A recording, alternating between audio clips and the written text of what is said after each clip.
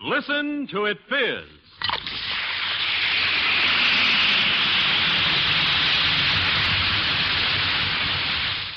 First aid for relief from headache, Alka-Seltzer. For relief from acid indigestion, Alka-Seltzer. For relief from cold discomfort, Alka-Seltzer. Alka-Seltzer presents the Quiz Kids with the chief quizzer himself, Joe Kelly.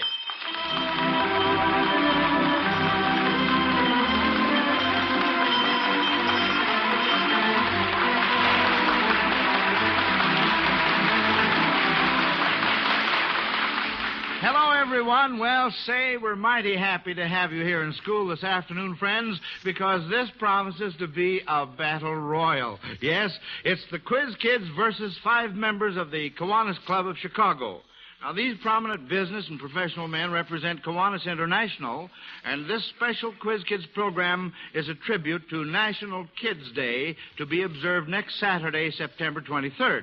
We'll hear more about this later from the president of Kiwannis International. But right now, it's time for school to begin. So, attention, Quiz Kids and Kiwanians. Here we go with roll call. First, a Quiz Kid, then a Kiwanian. All right, Patrick? I'm Patrick Owen Conlon. I'm 13 years old, and I'm a freshman at Calumet High School in Chicago. Mr. Malin? George C. Malin of George C. Malin Printing Craftsman. And I'm from good old Galesburg High School. Lonnie? I'm Lonnie Lundy. I'm 14 years old, and I'm a sophomore at Maine Township High School in Park Ridge, Illinois. Mr. Crummer? I'm Bill Crummer. I'm with the telephone company, and I got a lot of good numbers. I hope they do me some good today. Joel? I'm Joel Kupperman. I'm 14 years old, and I'm a junior at Roosevelt High School. Mr. Paul? Phil Paul, I'm with Sears Roebuck and Company. I merchandise and sell radios and television. I'm convinced I should stay to selling them. Brenda? I'm Brenda Liebling. I'm 6 years old. I'm in High First in Gasco, Chicago, Illinois. Mr. Ewers? Ray Ewers of Elmhurst, Illinois, representing Universal Potteries Incorporated, Cambridge, Ohio. And I think perhaps this afternoon that I can give you some advance information on the 5 guests next week on It Pays to Be Ignorant. Melvin? I'm Elvin Miles. I'm 7 years old, and I go to Norwood Park School, Chicago, Illinois. And Mr. Westerfield? Harry Westerfield of the National Association of Manufacturers.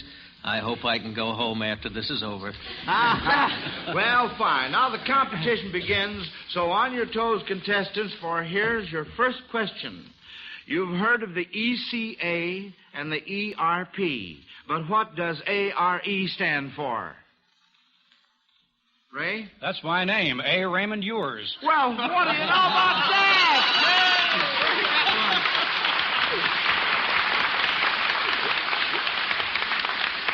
Well, now, looky here. You quiz kids are going to have to watch out. Yes, sir. One of our adult board even knows his own name. All right, now here's one from Miss Agnes Lomax of Fall River, Massachusetts. Add 1 letter to the name of the United States president associated with the Oregon Treaty, and you'll have the name of a dance. Joel. That'd be polka. That's right, polka. That's very good. Now, right here, I want to remind you quiz kids and you Kiwanians that first hand up now gets first chance to answer. And when you answer correctly, our sponsor, the makers of Alka-Seltzer, sends a Zenith portable radio to the person who sent in the question. See? Now, this is the super-powered transoceanic Zenith that gives worldwide reception no matter where you are. And take it from me, it's a dandy. On the other hand, when the question is missed, our sponsor gives the sender of the question a choice between a Zenith television set and a large console Zenith radio phonograph combination. The television set is that wonderful Zenith Buchanan with a new super range chassis to ensure the ultimate in performance. It has the sensational built-in picture magnet aerial, single knob automatic tuning, and the glare band black tube for clearer pictures. The large Zenith console radio phonograph is a real beauty. It plays all types of records and has AM and FM radio. And friends, remember, when you send in your questions, address them to Quiz Kids, Box Y, Chicago 77, Illinois. All right, now let's get back to schoolwork here. Try this question from Mrs. Doris Martin of Chicago. You will be given clues which should enable you to identify 3 sweethearts found in fact or fiction. This first sweetheart never got to have a honeymoon at all because the ring he carried around brought him so much bad luck that he was finally killed by a spear in his back during a hunting trip. You must get 2 out of 3 on this. All right, let's see. Brenda? Well, that would be Siegfried. And Siegfried was on a hunting party, and when some 2 doves came along, Hagen asked him what the doves said, and then when he was telling him, he took a spear and killed him in the back, and that was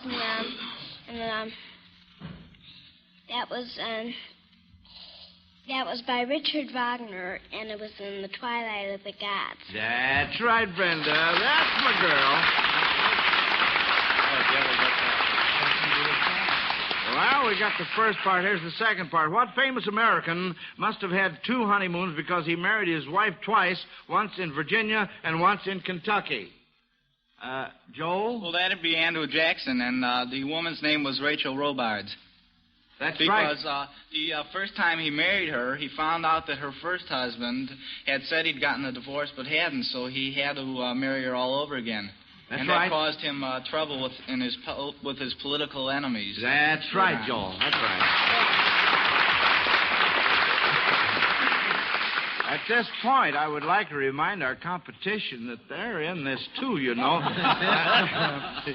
All right, here's the third part. Who was accompanied on his honeymoon by 45 brothers? All right. No hands up.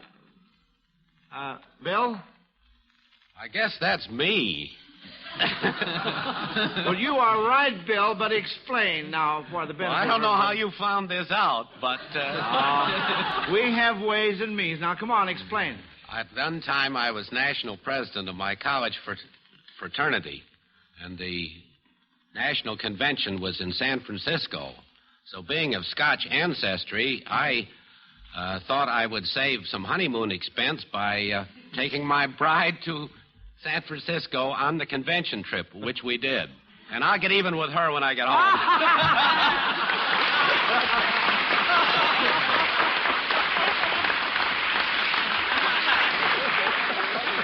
Oh, that's all right.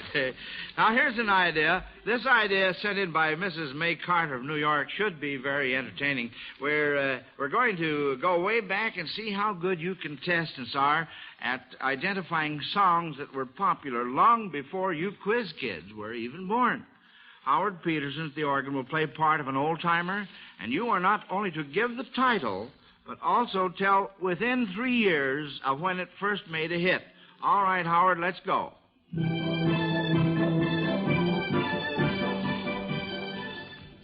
Harry? Yes, sir, that's my baby. That's right. So? And that was just about 1927. Well, that's good enough for me. It was really 1925, but I said within 3 years, so that's very good. Howard, let's have the next one. Toot, toot, tootsie, goodbye. Harry, I must remind you, you must hold your hand up when you want to talk, see? All right, Lonnie? Well, that's Toot Toot Tootsie Goodbye. So? Let's see, I don't remember when it first came out. I Oh, would you don't, say huh? about, I believe it was about 1922, though. 1922, right on the nose. Good boy. All right, here's number 3.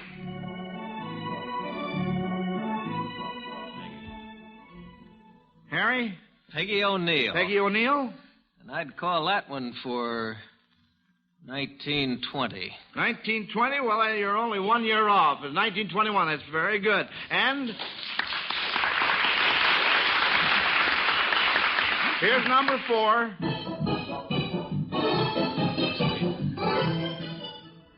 Phil? Ain't She Sweet? That's right. And 1918. Oh, wait a minute. 1918, huh? Lonnie? I think it's earlier than that. I think it's about 1912. Oh, no. No. Pat? Well, I'd take a guess and say it's about 1925. Well, I'm going to accept that one. 1927 was the year, so you're only 2 years off. Say, Mr. Westerfield, you seem to know quite a bit about the old song. Suppose you give us a sample of one in way back when style. How about it? You One got of me these we there just, on the... listen to. The only thing I can think of right now is one of those, let's see, April showers. Well, how about one of these that we've just heard on the program here? Ain't She Sweet? Peggy O'Neill, Tootsie, yes, sir. Well, let's try Ain't She Sweet, just for the fun of it. Ain't she sweet? See her coming down the street. Now I ask you very confidentially, ain't she sweet? Anybody like to dance? Ain't It's perfectly she all right. nice? Look her over once or twice. Now I ask you very confidentially, ain't she nice? Just cast an eye. Ah!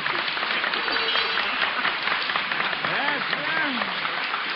You just listened to Crooner Westerfield. That's all right. He couldn't eat with it, though. Well, teams, I'll tell you, this has been a good start, and now I'm going to give you a minute to catch your breath while Bob Murphy has a word with you folks out there listening in who have never tried Alka-Seltzer for relief from the pain of a headache. Yes, friends, and I just want to say that you're missing out on mighty fast, mighty effective relief if you don't take Alka-Seltzer when you're feeling miserable with a headache. I mean that. Alka-Seltzer contains one of the world's most effective pain-relieving agents, sodium acetyl salicylate. In Alka-Seltzer, this wonderful pain reliever is ready to go right to work to help relieve your headache.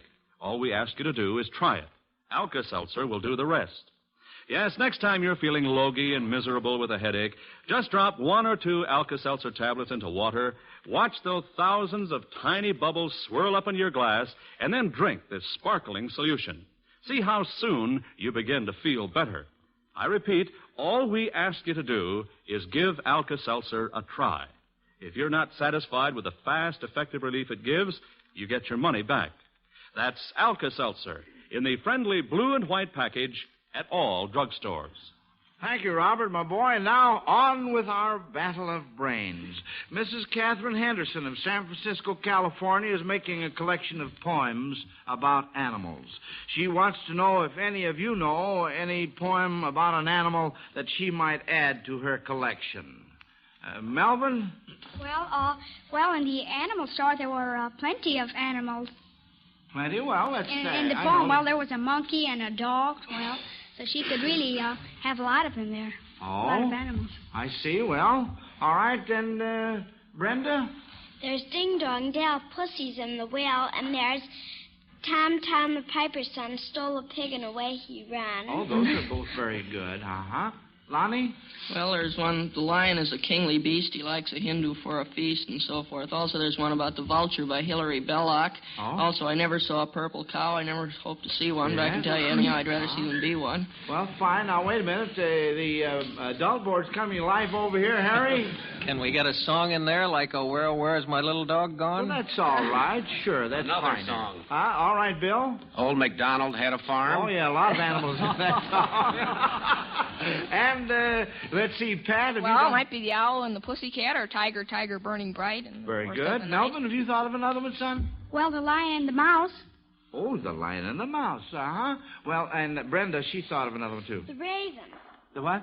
The raven. Oh, that's right. Uh-huh. All right, fine. Well, I guess we've taken care of Mrs. Henderson's request quite capably there, and it should be a big help to her. Now, here's a question, and it's from Mrs. Shirley Martin of San Francisco, California, who had to beat the following men to become champion. Who beat Jess Willard? Harry? Jack Dempsey. Jack Dempsey is right, huh? Who beat Chick Harbert? Who beat Chick Harbert? Lonnie? Wait a minute. Chandler Harper, wasn't it? Huh? Chick Harbert. Pat? Henry Ransom. Henry Ransom is correct. And who beat Charlie Tuttle? Who beat Charlie Tuttle? That must be me, George C. Millin. Well, good for you, Mr. Millin. I thought that was going to clear over your head.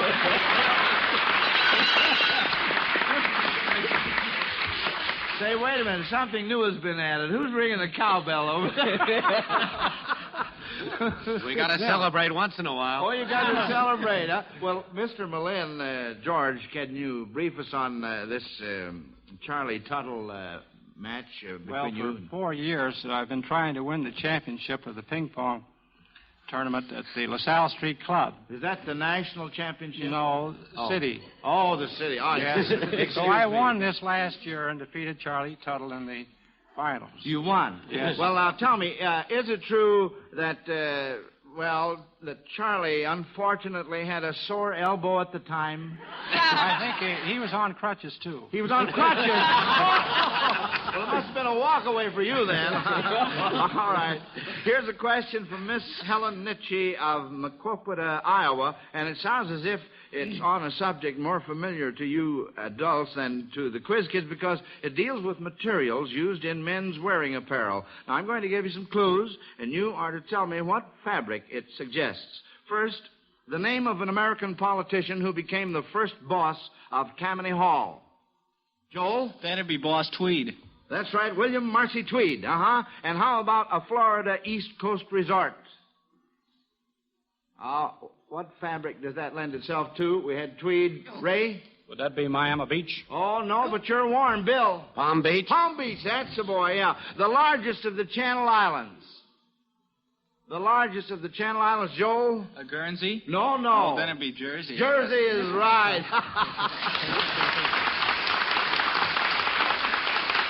And now it's time to hear from our guest. And it's a great pleasure for me to introduce the president of Kiwannis International, Mr. Don H. Murdoch of Winnipeg, Manitoba. Mr. Kelly, I am happy to have this opportunity to thank the Quiz Kids and their sponsor, the makers of Alka-Seltzer, for paying tribute to Kiwannis International on the occasion of our second annual observance of National Kids Day, which will be observed next Saturday, September the 23rd. On this day, the majority of our 3,150 Kiwannis clubs in the United States and Canada will be engaged in activities and fundraising events for the benefit of underprivileged children. For more than 35 years, Kiwanians have been assisting underprivileged children.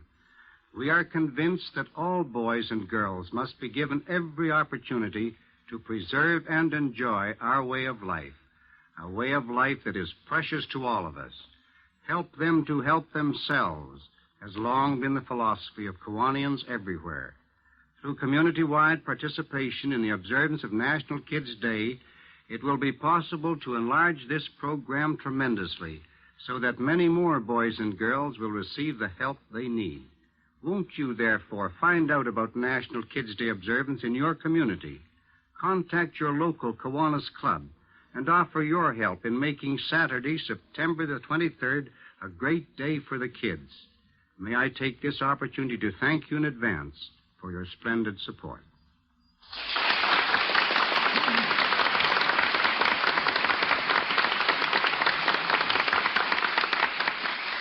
Thank you, Mr. Murdoch. It was a pleasure to hear from you and learn more about this worthwhile project sponsored by Kiwannis International. I'm sure National Kids Day will have the support of all of our listeners.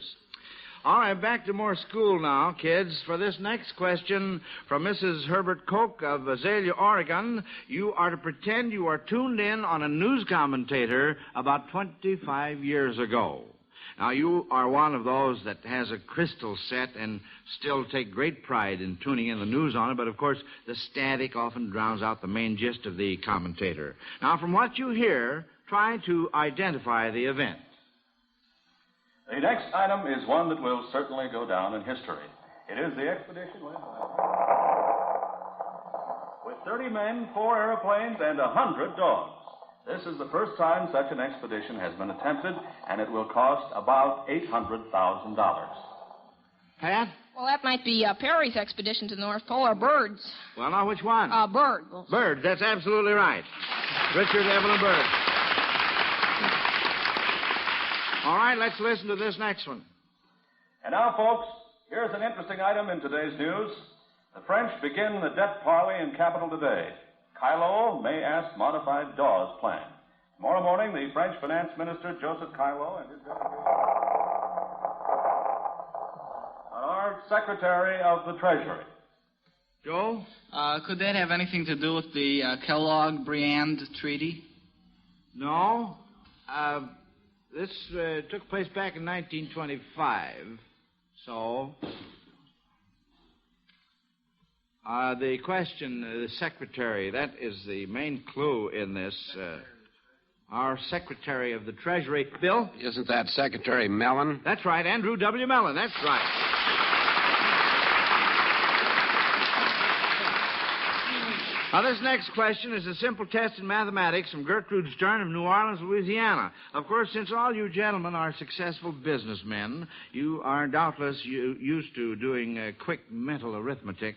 So I'll tell you what we want to do. Suppose we start out this question with everyone's hand up, and if any of you should lose out in working the problem as we go along, you may take your hand down. All right, now, everybody with their hand up. Everybody on both boards. Uh-huh. All right, now, here we go. Keep your hands up as long as you can. Take the number of days in the week plus 2 times 45. Add the number of baseball teams in both big leagues. Well, let's see. All the hands are up so far. No, there's Brenda's hands dropping down. Subtract the number of contestants on the program. Well, 2 more hands are missing.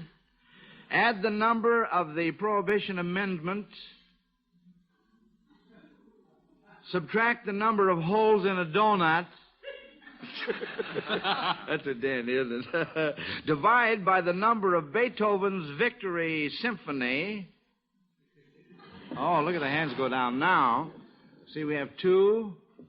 Harry, is your hand up, or are you meditating there? I'm about unmeditated right now. All right. Now, square that number. Glad you left. Yeah, Harry's hand is down definitely now. Yeah. We have 1 hand left. Joel's hand, by the way. Divide by the atomic number of lithium. Boy, what is the answer? All right, Joel. Well, I'm not too sure on this. I think Beethoven's Victory Symphony was the 3rd, so that would make it... No, it was not. Wait a minute. Lonnie has his hand up. Put it up, it's the 5th. 5th, that's right. So it's 5. So, what's the total? What total did you have? Well, and using the Victory Symphony was around 3 steps back, but I know if it was the 5th, I wound up with about 560. It would be approximately around 3/5 of that. So let's see, it would be in the neighborhood of between 330, around 335, 336, 337. No. Well, we lost out on this. But Mrs. Gertrude Stern of New Orleans, Louisiana, does not lose out. She wins her choice of a Zenith radio phonograph combination or a fine Zenith television set for stopping the class on that one. The answer was 192. Well, the answer for this next question is all taken care of. You quiz kids and Kiwannians won't have to worry about it. But it's important, so let's listen. What do you take for relief from acid indigestion? Well, I'll tell you how it is with me, Mr. Murphy. By looking at me, you can't tell how much I like to eat. The little woman says she doesn't understand why I'm not a fat man. But that's neither here nor there. The point is, the wife's a mighty good cook. Sometimes I let my enthusiasm for good food overrule my good judgment. In other words, I just eat too much. Of course, I shouldn't, but when I do and I get acid indigestion from it, I know what to do. Yep. I just take Alka-Seltzer. And it's the easiest thing in the world to take. You just dissolve a couple of tablets in a glass of water, and quick as a wink, it's ready to drink. Say, you don't have to wait for relief with Alka-Seltzer either. I notice you fellas on the radio call it fast, effective relief. Well, I like the word speedy, satisfying myself. But no matter what you call it, when you want relief from acid indigestion, take my advice. Take Alka-Seltzer. Yes, friends, Alka-Seltzer can give you the kind of relief you want, and in a hurry, too. Try it once, and we believe you'll always depend on Alka-Seltzer for relief when acid indigestion causes discomfort. Get Alka-Seltzer at any drugstore in either the 30 or 60-cent size package. All right, now, quiz kids and Kiwannians, this final session will decide the winner. So let's give it everything. Mr. Crummer, This question from Mrs. Louise Johnson of Minneapolis, Minnesota sounds as if it is right down your alley since it has to do with the telephone company. You contestants are to describe a girl using terms associated with a telephone. Who would like to start this out? Brenda? Well, she always rings at my door. Well, that's a good starter, Pat. Well, she's a fast operator, and I gave her a jingle last night. Oh, wonderful, wonderful. And Ray? I kind of like a beautiful mouthpiece. Oh, well, that's fine. And Lonnie? Well, she uses her mouthpiece too much. Oh. And also, I'm at the end of my line about her. End of my line. Joel? Oh, you could say she's not a wrong number. Not a wrong number. All right, Harry? It's a good number. A good number. All right, Bill? Don't forget the voice with the smile. The voice with the smile. Brenda? Well, there's last time he, for my birthday, gave me such a lovely ring. Such a lovely ring. Oh, that's wonderful. Ray? When she talks to me, I could dial. Oh, now, Ray.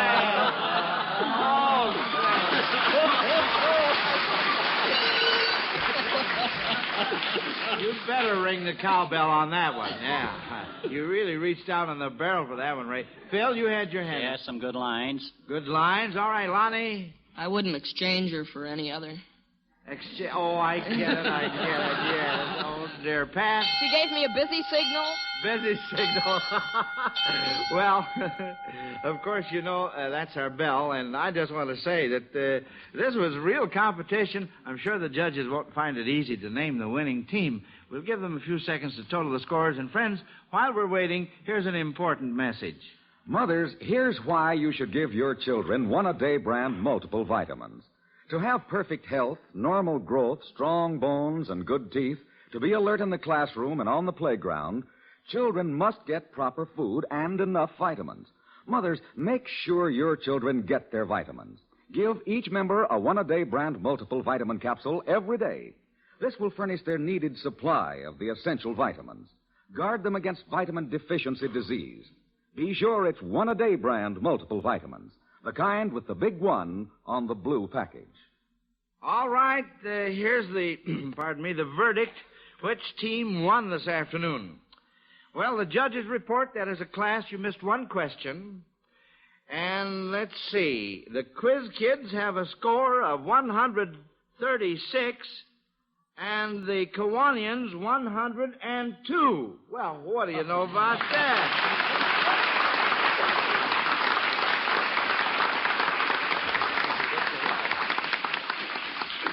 Well, good for you. Yes, sir, it's really something to be on the winning side, yes, isn't it, kids? Uh-huh.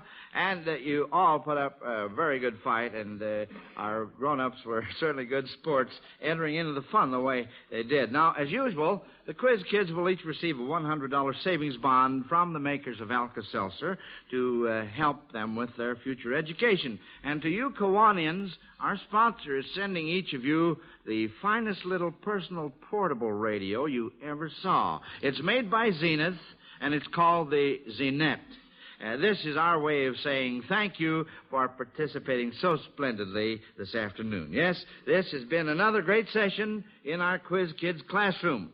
Now, next Sunday, we're going to welcome an out-of-town quiz kid to our board, a winner from one of the local Quiz Kids programs, 13-year-old Alan Goldman from Syracuse, New York.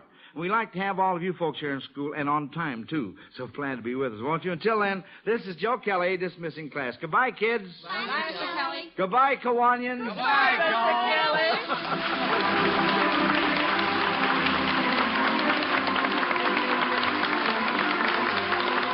Listen to the Quiz Kids coast to coast every Sunday afternoon and see and hear Alka-Seltzer's Quiz Kids television show on NBC. Consult your local newspaper for time and station.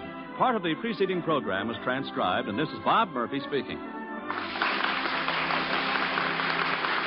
When it's the Falcon, 3 chimes mean good times on NBC.